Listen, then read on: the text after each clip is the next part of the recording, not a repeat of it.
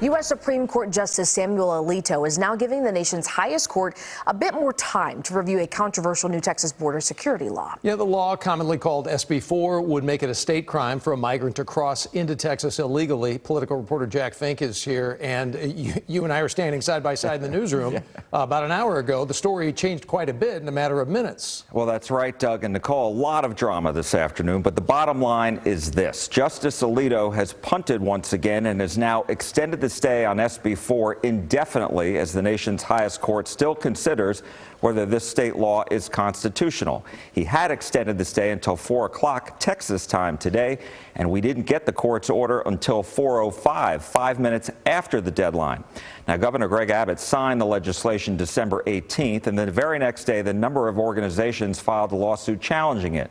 They claim the state's law was illegal because the courts have previously ruled that only the federal government has jurisdiction on the immigration law. The state law would allow local police to make arrests on state charges when someone entered the country between the ports of entry. Governor Abbott has said the federal government wasn't doing anything to keep the record number of migrants from crossing the southern border, and so he said Texas was left with no other choice but to enact this legislation to act as a deterrent. A federal judge ruled against Texas, which appealed to the Fifth Circuit Court of Appeals in New Orleans. That court sided with Texas, and then the Biden administration appealed that decision to the U.S. Supreme Court. An appellate lawyer in Dallas I spoke with, who's not tied to this case, said he believes there's disagreement among the justices on whether the state law is constitutional. What we can take away from that is that it's proving to be a difficult issue. The argument has been made that this whole law is controlled by existing Supreme Court precedent, a case called Arizona versus United States, about 10 years old.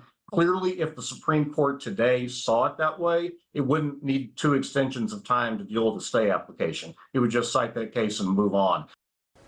And so, while the U.S. Supreme Court still considers the state law, the Fifth Circuit Court of Appeals in New Orleans is still going to be holding a hearing on this case April 3rd.